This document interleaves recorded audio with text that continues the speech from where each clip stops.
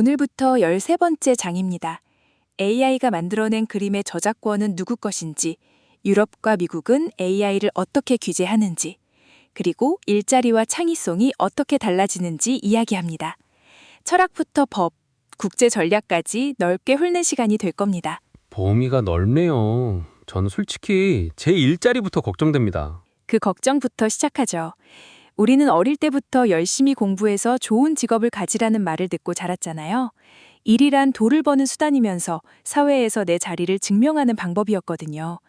그런데 AI가 등장하면서 이 믿음이 흔들리고 있습니다. 공장 로봇이야 옛날 얘기고 요즘은 회계 정리를 프로그램이 몇 초 만에 끝내고 번역도 AI가 하잖아요. 머리 쓰는 일도 안전하지 않다는 거죠? 맞습니다. 세계경제포럼이 2025년 보고서에서 재미있는 숫자를 냈어요.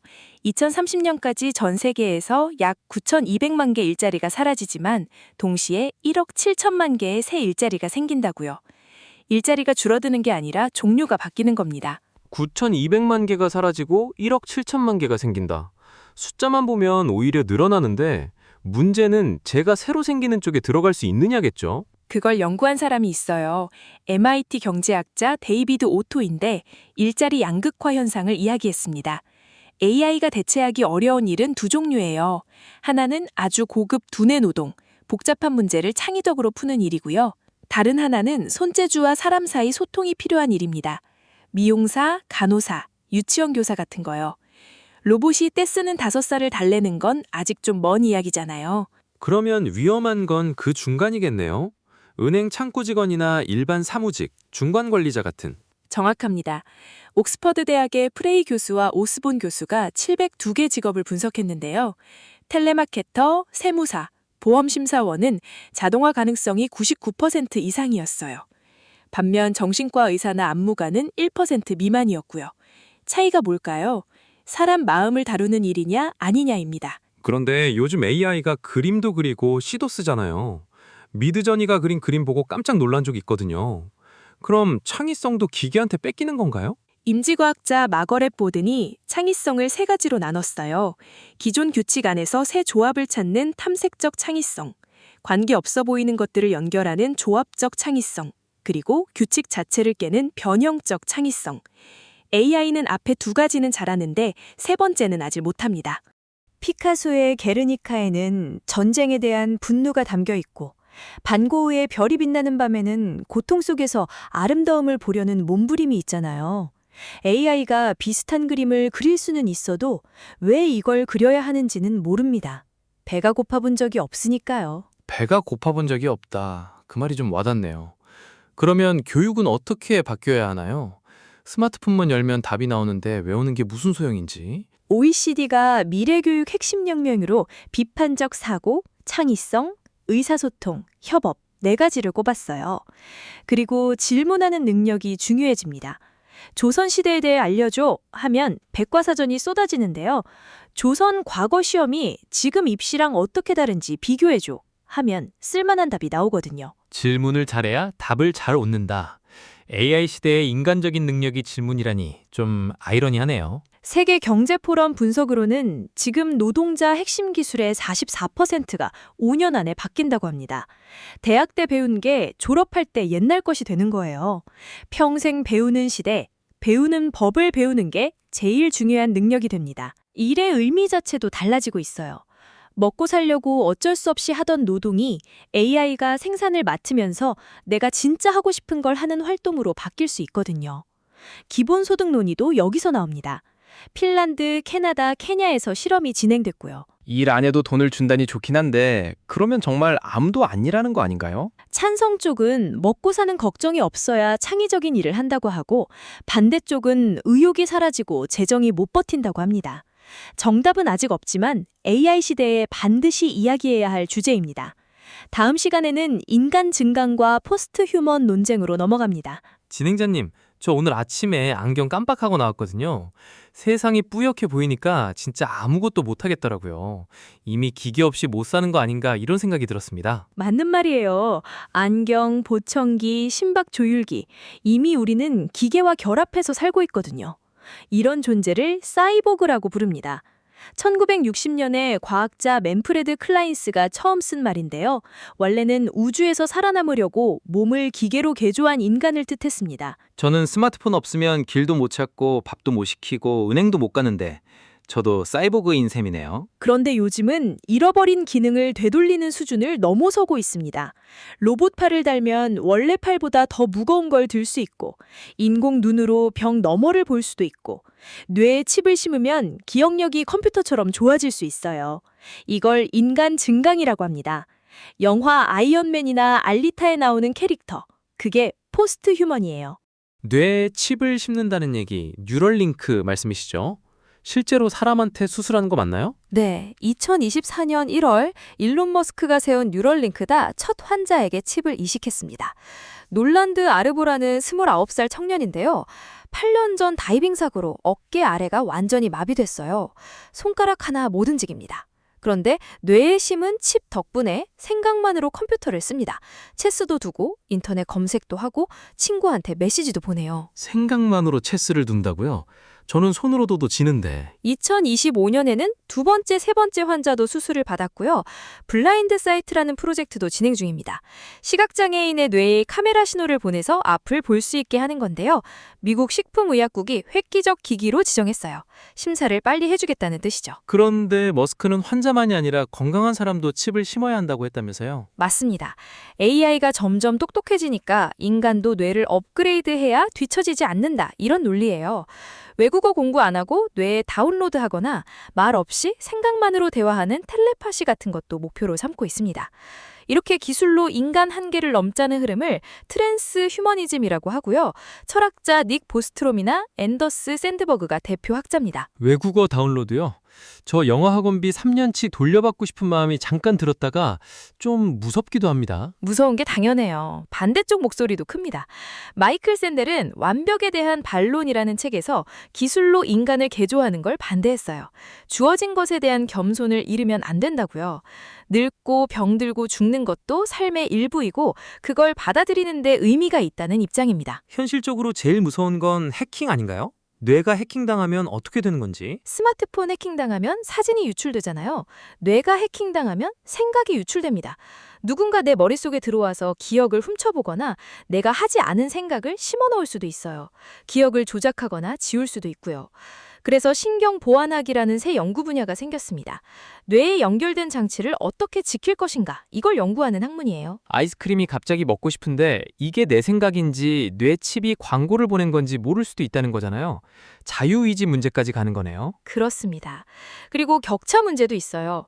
칩을 심은 사람은 더 똑똑하고 더 오래 살 테니 좋은 일자리를 갖고 더 많이 벌겠죠.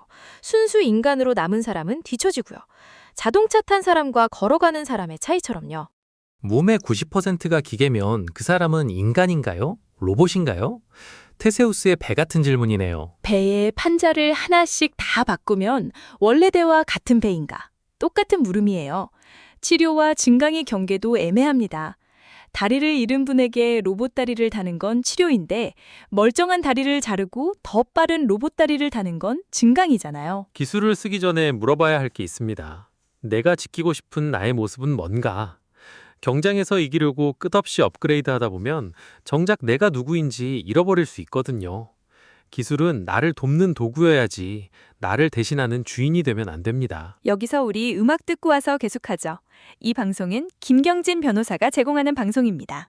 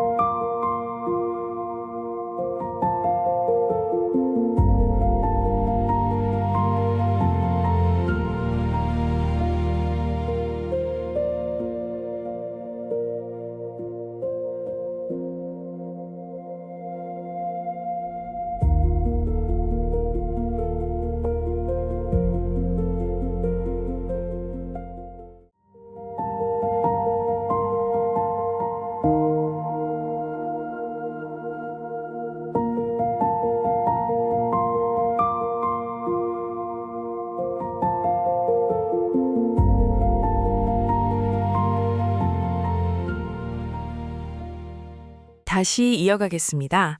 방금 들은 음악처럼 인공지능도 잠깐 쉬었다가 보면 더 또렷하게 보입니다. 이번 시간에는 AI 저작권 소송 이야기를 해볼게요. 지금 전 세계 법정에서 AI 회사들과 창작자들이 치열하게 싸우고 있거든요. 청작자 입장에서는 내 작품 가져다 쓰면서 한마디도 안 했다는 거잖아요. 화날만 하죠. 맞아요. 가장 큰 재판부터 보면 뉴욕타임즈가 2023년 12월에 오픈 AI랑 마이크로소프트를 상대로 소송을 냈어요. 100년 넘게 기자들이 전쟁터까지 뛰어다니며 쓴 기사 수백만 건을 챗GPT 훈련에 허락 없이 썼다는 거예요. 그런데 그걸 어떻게 증명했어요? AI가 읽었다는 걸 눈으로 확인할 수 있는 건 아니잖아요. 뉴욕타임즈가 기막힌 증거를 냈어요. 챗 GPT한테 기사 앞부분을 넣으니까 뒷부분을 토시 하나 안 틀리고 그대로 써내려간 거예요. 새로운 글을 쓴 게 아니라 복사를 한 셈이죠. 시험 때 옆자리 답안지 베끼다가 오탈자까지 똑같이 베낀 거랑 비슷합니다. 원래 뉴욕타임즈 기사 보려면 구독료 내야 하는데 챗 GPT한테 물어보면 공짜로 알 수 있으니까 신문사는 손해를 보는 거네요. 그렇죠. 2025년 4월에 뉴욕 법원이 뉴욕타임즈 주장 상당 부분을 본격적으로 다루기로 했고 오픈 AI한테 대화 기록을 지우지 말라는 증거 보존 명령도 내렸어요. 뉴욕타임즈는 2천만 건의 챗 GPT 대화 샘플까지 요청한 상태입니다. 이미지 쪽에서는 게티 이미지 대 스테이블리티 AI 소송이 유명해요.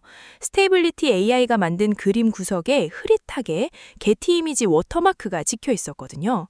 친구 숙제 베끼다가 친구 이름까지 그대로 적어낸 격이에요. 그건 좀 당황스럽겠네요. 증거가 그림 안에 박혀 있으니까요. 그런데 2025년 11월 영국 법원 판결은 스테이블리티 AI에게 대체로 유리했어요. AI 모델을 가중치는 저작물의 복제본이 아니라고 본 거예요. 다만 워터마크 부분은 상표권 침해로 인정했고요. 디즈니, 유니버셜, 워너브라더스 같은 영화사들도 미드저니를 상대로 소송을 냈습니다. 엘사 그려줘, 배트맨 그려줘 하면 허락 없이 거의 똑같이 나오니까요. 음악 쪽은 어때요? 요즘 글만 넣으면 노래 만들어주는 서비스도 있잖아요. 스노와 유디오라는 AI 음악 서비스가 있는데 2024년 6월에 미국 음반산업협회가 소송을 냈어요. 유니버셜, 소니, 워너 세 곳이 뒤에 있죠. 스노한테 1950년대 로클롤 스타일로 만들어달라고 하니까 척베리 원곡이랑 거의 같은 멜로디가 나온 거예요. 그런데 재밌는 변화가 생겼어요. 2025년 10월에 유니버셜이랑 유디오가 합의를 했습니다. 싸움을 멈추고 라이선스 계약을 맺은 거예요. 2026년에 정식으로 허가받은 음악으로 훈련한 새 서비스를 함께 내놓기로 했습니다. 싸움 대신 협력을 택한 거죠. 프로그래머들 코드도 같은 문제가 있을 것 같은데요. 저도 깃허브에 코드 올려놓은 게 있거든요. 깃허브 코파일럿 소송이 있어요. 오픈소스 코드는 누구나 무료로 쓸 수 있지만 원래 만든 사람 이름은 밝혀야 하거든요. 그런데 코파일럿은 코드를 추천하면서 원작자 이름도 라이선스 정보도 안 보여줘요. 2022년에 프로그래머이자 변호사인 매튜 버터릭이 집단 소송을 냈고 지금도 진행 중입니다. AI가 만든 작품에 저작권을 줄 수 있느냐는 질문도 법원에 갔어요. 스티븐 탈러 박사가 AI가 그린 그림의 저작권 등록을 신청했는데 저작권청이 거부했고 법원도 인간만 저작권을 받을 수 있다고 판단했습니다. 2025년 연방항소법원까지 같은 결론이었어요. 배우나 성우 쪽도 AI 때문에 문제가 많다고 들었는데요. 미국 배우 노동조합이 2024년 7월에 파업에 들어갔어요. 게임 회사들이 배우 목소리를 녹음한 뒤 AI로 디지털 복제본을 만들 수 있게 됐거든요. 한번 녹음하면 회사가 영원히 내 목소리를 쓸 수 있다는 걱정이었죠. 거의 1년 만인 2025년 6월에 합의가 이루어졌고 디지털 복제본 쓸 때는 반드시 동의를 받아야 한다는 내용이 들어갔습니다. 임금도 약 15% 올랐고요. 신문, 사진, 영화, 음악, 코드, 연기까지 분야를 안 가리네요. 어떤 곳은 끝까지 싸우고 어떤 곳은 라이선스 계약으로 손을 잡았어요. 이 재판들의 결과에 따라 AI 기술이 어떤 방향으로 갈지가 달라질 겁니다. 다음 시간에는 AI 학습 데이터와 공정 이용 논쟁을 살펴보겠습니다. AI가 똑똑해지려면 엄청난 양의 데이터를 먹어야 한다고 하잖아요. 그런데 그 데이터를 어디서 구했느냐가 문제라면서요. 맞습니다. 사람이 밥을 먹어야 힘이 나듯이 AI는 데이터를 먹고 자라거든요. 그런데 이 밥의 출처가 문제입니다. 북스3라는 데이터셋이 있었는데요. 여기에 저작권이 있는 책이 약 19만 권 통째로 들어있었습니다. 스티븐 킹, 무라카미 하루키 같은 유명 작가들 책이요. 19만 권이요? 서점에서 산 건 아니겠죠? 네, 서점이 아니라 해적 사이트에서 가져왔습니다. 비블리오틱이라는 불법 전자책 공유 사이트에서 복제된 것들이었거든요. 엔스로픽이나 맵타 같은 거대 AI 기업들이 이 불법 데이터셋으로 AI를 학습시켰다는 게 드러났습니다. 남의 책을 훔쳐서 공부시킨 셈이죠. 엔스로픽이면 클로드 만든 회사 아닌가요? 그래서 어떻게 됐습니까? 2025년 9월에 엔스로픽이 작가들과 합의했습니다. 금액이 약 15억 달러, 우리 돈으로 약 2조 원이에요. AI 학습에 쓰인 책 한 권당 약 3,000달러, 400만 원 정도를 작가에게 지급해야 했고요. 대상 도서가 약 50만 권입니다. AI 역사상 가장 큰 저작권 합의금이에요. 2조 원이면 책값 맡기려다가 엄청나게 비싼 수업료를 낸 거네요. 재판 과정에서 윌리엄 엘서 판사가 흥미로운 판결을 내렸는데요. AI가 책 한 권을 서점에서 정당하게 사서 공부하는 건 저작권 침해가 아니라고 했습니다. 사람이 책 사서 읽고 배우는 것과 비슷하다고 본 거죠. 이걸 법적으로 변형적 이용이라고 합니다. 하지만 엔스로픽은 서점에서 산 게 아니라 해적 사이트에서 가져왔으니까 훔친 책으로 공부한 건 안 된다고 지적했습니다. 공정 이용이라는 개념이 자주 나오던데 쉽게 설명해 주실 수 있나요? 미국 저작권법에 있는 건데요. 저작권이 있는 자료라도 교육이나 연구, 비평 같은 목적이면 어느 정도 쓸 수 있다는 규칙입니다. AI 회사들이 이걸 내세우는 거예요. AI가 책을 읽고 언어 패턴을 배우는 건 도서관에서 공부하는 것과 다를 바 없다고요. 법원은 이걸 판단할 때 4가지를 봅니다. 상업적인 목적인지, 원작이 창작물인지 사실자료인지, 얼마나 많이 썼는지, 그리고 원작 판매에 피해를 주는지요. AA 회사들은 패턴만 배웠다고 하고 작가들은 통째로 복사했다고 하고 법원도 갈리나요? 네, 법원마다 판단이 다릅니다. 2025년 11월에 독일 위넨 법원에서 중요한 판결이 나왔어요.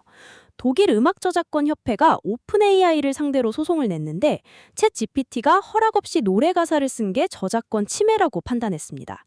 유럽에서 AI 회사가 저작권 침해로 진 첫 사례입니다. 그러면 싸우기만 하는 건 아니고 돈 주고 데이터를 사는 방법도 나오고 있겠네요. 그렇습니다. 오픈 AI는 AP통신이나 악셀 슈프링과 같은 언론사들과 수억 달러짜리 라이센스 계약을 맺었고요. 2025년 12월에는 디즈니와 오픈 AI가 10억 달러 규모의 파트너십을 발표했습니다. 스타워즈, 픽사, 마블 캐릭터 200개 이상을 AI에 쓸 수 있게 한 거예요. 소송 대신 협력을 택한 겁니다. 그런데 그러면 돈 많은 대기업만 데이터를 살 수 있으니까 스타트업은 힘들어지는 거 아닙니까? 정확한 지적입니다. 데이터 확보 비용이 올라가면 소수의 거대 기업 중심으로 시장이 재편될 수 있거든요. 그래서 집단 라이선스라는 대안도 나옵니다. AI 회사들이 일정 금액을 기금에 넣고 그걸 창작자들에게 나눠주는 방식이에요. 음악이 라디오에서 나올 때마다 작곡가에게 사용료가 가는 것처럼요. 분명한 건 남의 창작물을 공짜로 가져다 쓰는 시대는 끝나가고 있다는 겁니다. 여기서 우리 음악 듣고 와서 계속하죠. 이 방송은 김경진 변호사가 제공하는 방송입니다.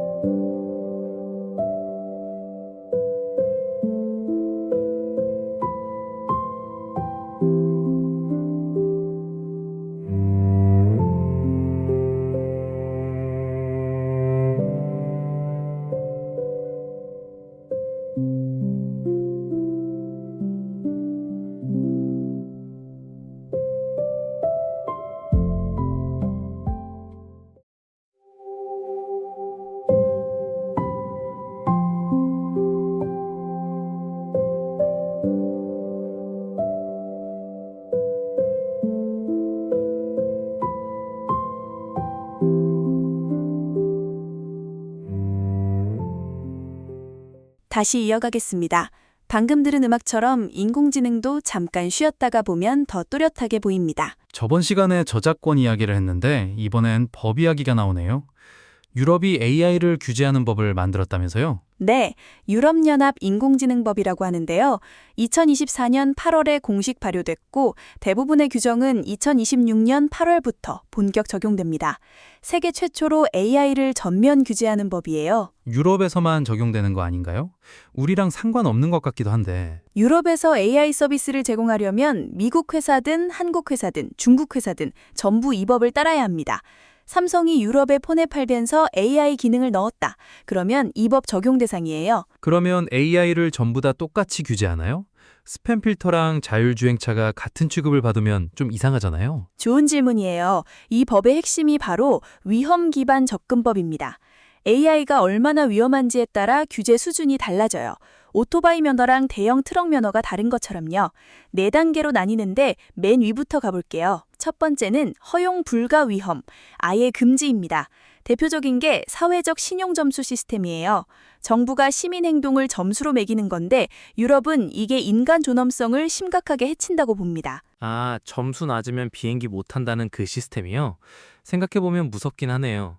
제 신용 점수도 무섭긴 한데 그건 좀 다른 얘기고. 그것 말고도요, 사람의 잠재의식을 조종하는 AI, 어린이나 노인 같은 취약한 분들의 약점을 이용하는 AI, 공공장소에서 모든 사람 얼굴을 실시간으로 인식하는 기술도 원칙적으로 금지됩니다. 두 번째 단계는 뭔가요? 고위험 단계입니다. 금지는 아닌데 엄격한 조건을 지켜야 했어요. 채용 면접 평가하는 AI, 대학 입시에 쓰이는 AI, 은행 대출 심사, 의료 진단, 자율주행차 안전 시스템, 법원 판결 보조 같은 것들이요. 이런 AI를 만들려면 학습 데이터가 편향되지 않았는지 확인해야 하고 결정 과정을 설명할 수 있어야 하고 문제가 생기면 사람이 멈출 수 있는 장치도 갖춰야 합니다. 세 번째, 네 번째는 좀 가벼운 건가요? 세 번째는 제한적 위험인데 투명성만 지키면 됩니다. 챗봇이 대표적이에요. 고객 상담할 때 상대가 사람인 줄 알았는데 AI였다. 이런 경우에 미리 AI라고 밝혀야 합니다. 딥페이크 영상도 마찬가지고요. 네 번째는 최소 위험, 스팸 필터, 넷플릭스 영화 추천, 게임 속 AI 캐릭터 같은 건 별도 규제 없이 자유롭게 쓸 수 있습니다. 챗 GPT와 제미나이 같은 범용 AI는 어디에 들어가요? 따로 규정이 있어요. 범용 AI 모델을 만든 회사는 학습에 쓴 콘텐츠 정보를 공개해야 하고 저작권법을 지켰다는 걸 증명해야 합니다. 대규모 모델은 의무가 더 엄격해지고요. 규칙을 안 지키면 어떻게 되나요? 벌금이 어마어마합니다. 허용 불가 위험 AI를 쓰면 전 세계 매출의 7%를 벌금으로 냅니다. 구글 연간 매출이 약 3천억 달러인데 7%면 210억 달러. 우리 돈으로 28조 원쯤 됩니다. 28조 원이요? 실수 한 번에 나라 예상급 벌금이네요. 회사 문 닫아야 하는 거 아닌가요? 유럽이 이렇게 강력한 법을 만든 데는 이유가 있어요. 예전에 개인정보보호법, GDPR을 만들었을 때도 처음엔 유럽만의 규칙이었는데 결국 전 세계가 따라갔거든요. 이번에도 같은 효과를 노리고 있습니다. 브뤼셀 효과라고 불러요. 유럽 말고 다른 나라들은 어떤가요? 영국은 유럽연합을 떠났지만 AI 안전연구소를 따로 만들었고 2023년에 블레칠리에서 세계 최초 AI 안전 정상회의를 열었습니다. 프랑스는 2025년 2월 파리에서 AI 행동 정상회의를 개최했고요. 독일은 산업용 AI 표준 개발에 앞서고 있습니다. 유럽은 확실히 안전 쪽에 무게를 두는 거네요. 다음 시간에는 미국이랑 중국, 한국은 어떤지도 듣고 싶습니다. 네, 다음 수절에서 미국, 중국, 한국의 AI 전략을 비교해 보겠습니다. 이번에는 미국, 중국, 한국 세 나라의 AI 전략을 비교해 봅니다. 세계 AI 질서는 미국과 중국이라는 두 거인이 끌고 가고 있어요. 한국은 그 사이에서 자기 길을 찾아야 하는 처지죠. 거인 둘 사이에 낀 느낌이네요. 뭐랄까, 키 큰 친구 둘이 농구하는데 중간에서 리바운드 뺏으려는 느낌? 비유가 적절하네요. 먼저 미국부터 볼게요. 구글, 마이크로소프트, 오픈 AI, 메타, 엔비디아 같은 세계적인 AI 기업이 전부 미국에 있습니다. 스탠퍼드, MIT 같은 대학에서 연구가 쏟아지고 전 세계 과학자들이 미국으로 모여들어요. 미국의 가장 강력한 무기는 반도체입니다. AI가 똑똑해지려면 아주 빠르게 계산하는 칩이 필요한데 엔비디아가 만드는 칩이 세계 최고 성능이에요. 미국은 이 기술을 중국에 안 넘기려고 2022년 10월부터 고성능 AI 칩 수출 통제를 시행하고 있습니다. 칩을 안 판다고요? 그러면 중국이 가만히 있나요? 그건 조금 뒤에 말씀드릴게요. 그 전에 미국 내부 사정을 먼저 보죠. 대통령이 누구냐에 따라 AI 정책이 확 달라집니다. 바이든 정부는 안전과 신뢰를 강조했어요. 2023년 10월에 행정명령을 내려서 AI 개발 회사들에게 안전 테스트 결과를 정부에 보고하라고 했습니다. 2025년 1월에 취임한 트럼프 정부는 정반대예요. 규제가 많으면 기업이 일을 못하고 중국에 진다, 이런 입장이죠. 바이든 정부의 규제를 상당 부분 철회했습니다. 그런데 한 가지, 중국에 대한 반도체 수출 통제만큼은 정권이 바뀌어도 계속됩니다. 서로 싸우다가도 중국 얘기 나오면 한마음이 되는 거군요. 명절에 싸우던 형제가 외부인 나타나면 뭉치는 것처럼. 그렇죠. 이제 중국 이야기입니다. 중국의 가장 큰 장점은 데이터예요. 인구가 14억 명이 넘습니다. 이 사람들이 매일 스마트폰을 쓰고 인터넷을 하고 물건을 사면서 만들어내는 데이터 양이 어마어마합니다. 중국 정부는 2017년에 차세대 인공지능 발전 계획을 발표했어요. 2030년까지 AI 세계 1등이 되겠다는 목표입니다.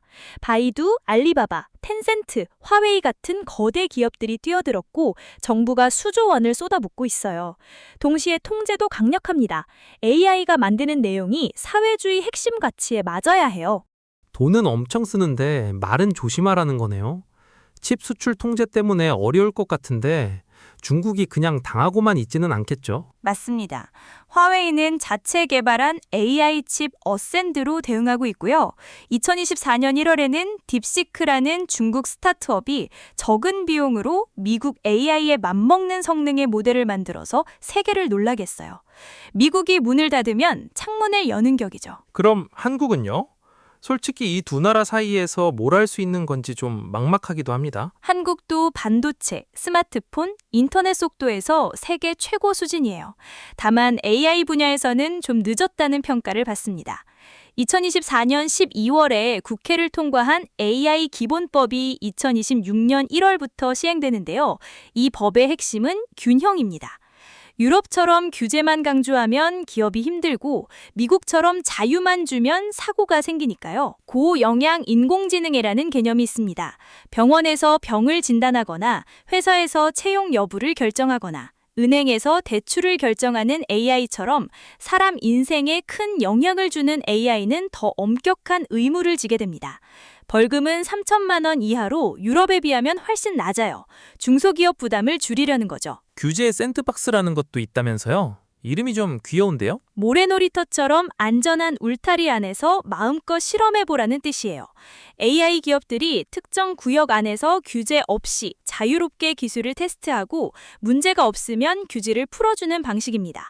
AI 안전연구소도 설립할 계획이고요. 한국의 진짜 고민은 미국과 중국 사이 위치 잡기입니다. 미국과는 동맹이지만 경제적으로 중국과도 깊이 연결돼 있어요. 삼성전자나 SK 하이닉스 같은 반도체 회사들은 양쪽 모두와 거래하거든요.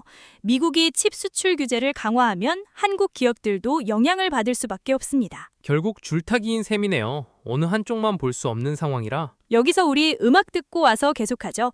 이 방송은 김경진 변호사가 제공하는 방송입니다.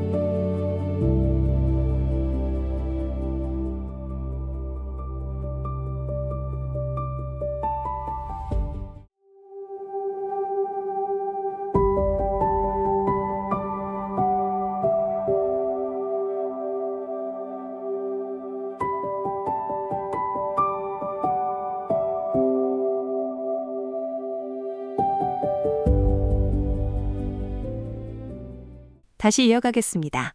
방금 들은 이막처럼 인공지능도 잠깐 쉬었다가 보면 더 또렷하게 보입니다.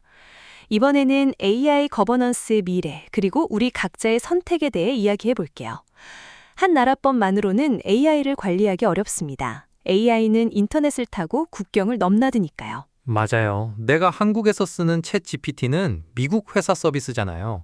한국법만으로 어떻게 규제하겠어요? 그래서 국제 협력이 필요한 겁니다. 경제협력기발기구가 2019년에 AI 원칙을 발표했어요. 세계 최초로 정부들이 합의한 AI 윤리 기준이었습니다. 포용적 성장, 인간 중심 가치, 투명성, 안전성, 책임성, 이 5가지를 담았어요. 원칙은 좋은데 원칙만으로 뭐가 달라지나요? 원칙 안 지켜도 벌금 내는 건 아니잖아요. 날카로운 지적이에요. 그래서 움직임이 더 구체적으로 바뀌고 있습니다. 유엔 총회에서 2024년에 안전하고 신뢰할 수 있는 AI 시스템 결의안이 120개가 넘는 나라의 찬성으로 통과됐어요. 유엔 사무총장 구페르스는 핵무기를 감시하는 국제 원자력 기구처럼 AI를 감시하는 국제 기구를 만들자고 제안했습니다. 핵무기급 관리라. AI를 그 정도로 본다는 거네요. 저는 아직 AI한테 저녁 메뉴 추천이나 받고 있는데. 메뉴 추천도 중요하죠. 근데 그 AI가 채용도 하고 대출 심사도 하고 재판 참고 자료도 만들거든요. AI 안전 정상회의도 정례화되고 있어요. 2023년 영국 블레칠리에서 처음 열렸고 28개 나라가 블레칠리 선언을 발표했습니다. 2024년에는 한국 서울에서, 2025년에는 파리에서 열렸어요. 규제가 필요하다는 건 알겠는데 너무 세게 규제하면 기술 발전이 막히지 않나요? 거버넌스에서 제일 어려운 지점이 바로 그겁니다. 유럽은 사전 예방 원칙을 따릅니다. 위험할 가능성이 있으면 미리 규제하자는 거예요. 미국은 허용적 접근을 선호합니다. 문제가 생기면 그때 대응하자는 거죠. 두 방식 모두 장단점이 있어요. 유럽은 안전벨트 먼저 매고 출발하는 스타일이고 미국은 일단 달리면서 고치는 스타일이네요. 그래서 적응적 규제라는 새로운 개념이 나오고 있습니다. 법을 바꾸는 건 시간이 오래 걸리니까 기본 원칙만 법으로 정하고 세부 규칙은 가이드라인으로 유연하게 바꾸자는 겁니다. 공정성 문제도 있어요. 채용 AI가 남녀를 똑같은 비율로 뽑아야 공정한 건지, 능력이 같으면 성별과 관계없이 뽑아야 공정한 건지 정해진 답이 없습니다. 그러고 보니 저도 공정하다는 말을 쉽게 쓰는데 뭐가 공정한 건지 깊이 생각해 본 적은 없네요. 설명 가능성도 빠뜨릴 수 없어요. AI가 왜 그런 결정을 내렸는지 사람이 이해할 수 있어야 하는데 지금 대규모 모델은 너무 복잡해서 개발자도 설명하기 어렵습니다. 블랙박스 문제라고 하죠. 환경 문제도 있어요. 대형 AI 모델 하나를 학습시키면 자동차 5대가 평생 내뿜는 탄소만큼 배출됩니다. 자동차 5대 평생 분량이요? 저 챗 GPT 쓸 때마다 약간 죄책감이 드네요. 격차 문제도 있습니다. AI 기술은 선진국에 집중돼 있고 좋은 AI 도구를 가진 사람과 무료 AI만 쓰는 사람의 차이도 벌어지고 있어요. 학교에서 모든 학생에게 AI 사용법을 가르치고 공공 서비스로 기본 도구를 제공해야 합니다. 결국 AI의 미래는 기술이 정하는 게 아니라 우리가 어떤 선택을 하느냐에 달려 있어요. 오늘 13번째 장에서 AI 시대의 철학, 저작권, 거버넌스까지 넓게 다뤘습니다. AI는 망치 같은 도구예요. 집을 지을 수도 있고 부술 수도 있습니다. 내일 아침 AI한테 뭔가를 물어볼 때 그 답을 그대로 믿을지 한번 따져보실지, 그 작은 선택이 모여서 AI 시대의 모양을 만들어갑니다. 오늘도 들어주셔서 감사합니다.